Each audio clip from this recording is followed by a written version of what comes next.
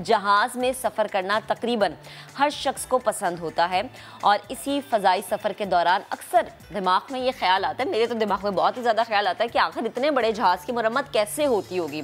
आज हम आपको मिलवाएंगे एक ऐसी इंजीनियर से जिन्होंने जहाज़ों की मरम्मत का जो है वो ज़िम्मेदारी उठाई और जनाब उसके बाद उन्होंने जब ये भारी ज़िम्मेदारी अपने नातवा कंधों पर उठाई तो उनकी सोच क्या थी।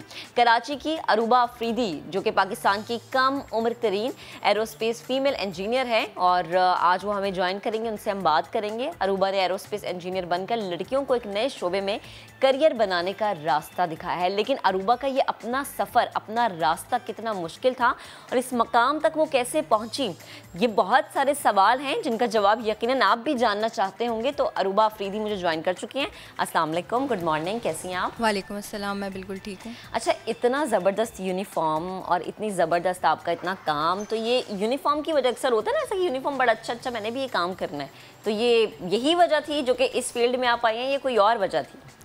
नहीं, जब मैंने इस फील्ड को ज्वाइन किया तो ठीक है, देखने के लिए यूनिफॉर्म बहुत अच्छा लगता था, लेकिन जब तक मैंने लाइसेंस नहीं लिया था तब तक मैं यूनिफॉर्म नहीं वेयर करती थी। मैं चाहती थी कि यूनिफॉर्म की एक वर्थ हो, तो जब मैंने लाइसेंस लिया उसके बाद ही यूनिफॉर्म वेयर करना शुरू किया। अच्छा, मुझे ये समझाएं और आवाम को ये समझाएं कि एरोस्पेस जो इंजीनियर होता है उसकी एक्सपर्टीज़ क्या क्या होती हैं?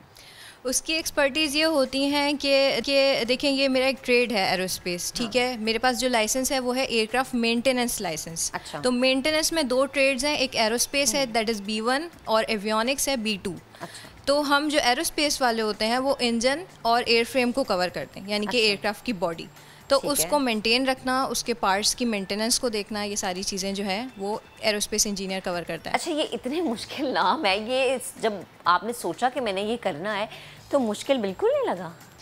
नहीं, एक्चुअली देखने से बहुत मुश्किल लगता है, लेकिन अच्छा। ये कि जब आप फील्ड में चले जाते हैं और आपको पता चलता है कि किस तरह का काम है, तो काम इतना मुश्किल है नहीं जितना कि दूर से देख के लगता है कि काम हाइट पे काम करना है, या इंजन कंपोनेंट्स जो हैं वो बहुत डेलिकेट भी होते हैं कुछ, तो ये सारी चीज़ें हैं, लेकिन इतना मुश्किल है नहीं। लेकिन ये बड़ा जिम्मेदाराना काम है क्योंकि हवाई जहाज़ जिसमें सैकड़ों में लोग सफ़र कर रहे होते हैं, उसकी मेंटेनेंस को बेहतर तरीके से अंजाम देना, ये बहुत ज़्यादा रिस्पॉन्सिबिलिटी है।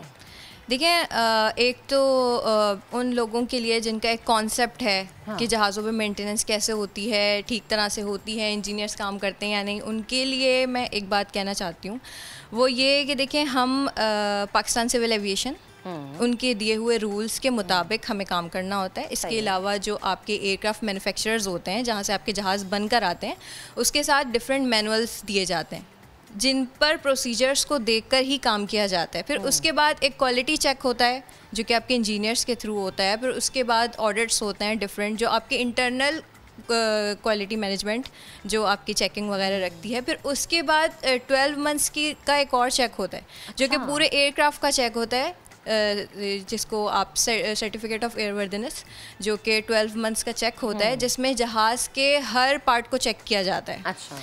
तो आप ये नहीं कह सकते कि मेंटेनेंस अच्छी नहीं होती है या प्रॉपर मेंटेनेंस जहाज़ों की नहीं हो रही है, ऐसा कुछ भी नहीं है। फिर पाकिस्तान सिविल एविएशन के जो सीनियर्स हैं, जो डायरेक्टर्स हैं, जो क्वालिटी वगैरह चेक करते हैं, जितने भी सुपरवाइज़र्स हैं, जितने इंस्पेक्टर्स हैं, वो सारा चेक एंड बैलेंस रखते हैं। उसके बाद ही जाके जो है आपको ये श्योरिटी होती है कि आपका जहाज़ फ्लाई कर सकता है। अच्छा अरूबा, मुझे बताइए शौक पैदा कैसे हुआ? क्योंकि हम बचपन में ही सुनते हैं, अच्छा हमने डॉक्टर बनना है, इंजीनियर बनना है, फलानी फील्ड में जाना है, तो आप किससे इंस्पायर हुई थी? मैं अपने फादर से। अच्छा, आपके अब्बा भी इसी फील्ड में? हाँ जी, क्योंकि वो पाकिस्तान स्टील मिल्स के एम्प्लॉय रह चुके हैं और वहाँ पे वो इंजीनियर थे, तो वो इलेक्ट्रिकल की जितनी भी चीज़ें हैं उसको रिपेयर करना और जो है मेंटेन रखना वो मुझे सिखाते थे।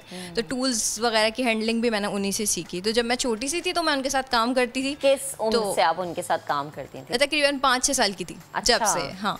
तो फिर ये हुआ कि उनके साथ आयरन वगैरह ठीक करना, वॉशिंग मशीन्स भी, और ये स्विच बोर्ड्स वगैरह। अच्छा, घर की सारी चीज़ें, ये जूसर ओवन वगैरह ख़राब जी, ये सब मैं अपने फादर के साथ करती थी, उनको देखती थी।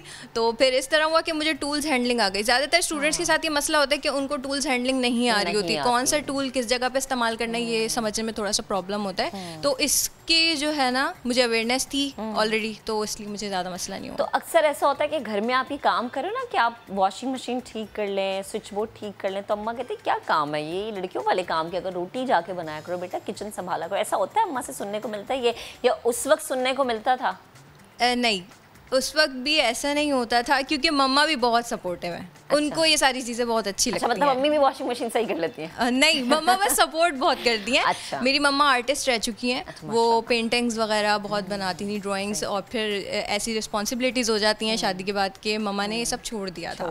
तो मम्मा कहती थी कि नहीं, तुम लोगों को अपने ड्रीम्स को देखना है, तो इस वजह से मम्मा बहुत सपोर्टिव है। आप घर में बड़ी हैं बहन भाइयों में? नहीं, मुझसे बड़ी एक बहन है, फिर भाई हैं, फिर उसके बाद मैं हूँ। मेरे भाई भी जो हैं वो भी इंजीनियर हैं। अच्छा। तो इस तरह से ये देखा, ये पूरी फैमिली जब आपकी ऐसी होती है ना, फिर आप कहते हैं कि ठीक है, अब अब्बा ने भी ये कर लिया, अम्मा भी ऐसे हैं, बहन भाई भी अच्छी डायरेक्शन पे, तो अब हमने भी ये करना। अच्छा, मुझे बताएं कि जब आपने काम सीखना शुरू किया, कोई ना कोई तो एक मुश्किल आई होगी, क्योंकि कोई भी सफ़र आसान होता नहीं है, उसको बनाना पड़ता है। थोड़ा सा लोगों का माइंडसेट ऐसा है कि फीमेल्स इस फील्ड में नहीं आ सकती है। हाँ बिल्कुल, मिलते थे। यही कि आप जो है इतनी हाइट पर काम कैसे करेंगी, और तुम टूल्स उठाओगी, समथिंग लाइक दैट। तो ऐसा है कि जब मैंने काम करना शुरू किया, जब उन्होंने देखा कि मैं इस तरह से काम कर सकती हूँ, तो फिर ये सारी चीज़ें ख़त्म हो गई। और मैं चाहती हूँ कि फ़ीमेल्स को इतनी अपॉर्चुनिटीज़ दी जाए, क्योंकि हमारे यहाँ फ़ीमेल्स ऐसी हैं जो कि एविएशन या किसी भी फील्ड वर्क पे काम कर सकती हैं। फील्ड्स में काफ़ी सारी फीमेल्स होती हैं, जैसे आप देखें कि इलेक्ट्रिक में काफ़ी टफ काम है, या इस तरह से और बहुत सारे जो है जगह है, लेकिन है फीमेल्स सब जगह पे काम कर रही हैं। तो मैं चाहती हूँ कि एविएशन में भी फीमेल्स को मौका देना चाहिए, क्योंकि वो प्रूफ कर सकती हैं, वो ऐसे काम करती हैं। और ये आपने जो एक लंबा सा प्रोसेस बताया है, कितनी देर का होता है जिसके बाद आपको लाइसेंस मिलता है? ठीक है, ये है कि पाकिस्तान से जो है आपको देखें 2 टाइप्स हैं, इंजन टाइप्स पे डिपेंड करता है। पिस्टन इंजन्स हैं और गैस टरबाइन इंजन्स हैं। तो पिस्टन इंजन के लिए, पिस्टन इंजन एयरक्राफ्ट्स के लिए आपको 3 इयर्स का एक्सपीरियंस रिक्वायर्ड है, और अगर आप गैस टरबाइन की बात करें तो 5 इयर्स का एक्सपीरियंस रिक्वायर्ड है पाकिस्तान से। अच्छा, तो ये 5 साल आप मेहनत करें, फिर आप बड़े फख्र से यूनिफॉर्म पहन सकते हैं। तो आपके जो कोलीग्स हैं उनमें आप सबसे कम उम्र हैं, सबसे छोटी हैं? हाँ, मुझसे सीनियर्स भी हैं। बस ये था कि लाइसेंस जो है मैंने इस उम्र में अप्लाई कर दिया था, तो वो आ गया। और अप्लाई करने का क्या तरीका होता है कि जब हमारी नौजवान लड़कियां जो हैं वो अगर आना चाहें तो किस तरह से आ सकती हैं? इस तरह से कि जो मेरा ट्रेड है एरोस्पेस, ठीक है, तो इसमें हमें 17 एग्ज़ाम्स होते हैं, मॉड्यूलर एग्ज़ाम्स होते हैं। अच्छा। जो कि कुछ इंस्टीट्यूट्स हैं वो एफिलिएटेड हैं जर्मनी से या यूके से, तो उनके थ्रू हमें ये एग्ज़ाम्स देने होते हैं। उसके बाद लाइव एयरक्राफ्ट्स पे आपको एक्सपीरियंस गेन करना होता है, जिसमें आपका जब आप लाइसेंस अप्लाई करने लगते हैं तो 1 ईयर एक्सपीरियंस आपका वैलिड होना चाहिए, रीसेंट एक्सपीरियंस होना चाहिए। उसके बाद आप अपने डॉक्यूमेंट सेंड करते हैं किसी भी उस अथॉरिटी को जहाँ से आपको लाइसेंस इशू होता है, और उसके बाद ये कि आपको लाइसेंस मिल जाता है। इसके साथ आप पढ़ाई कोई भी कर सकते हैं? थोड़ा टफ हो जाता है। रीज़न ये है कि देखिए अभी लोगों में ये कॉन्फ्लिक्ट है कि आप जो है डिग्री के बाद एरोस्पेस इंजीनियर होता है, तो लाइसेंस के बाद कैसे।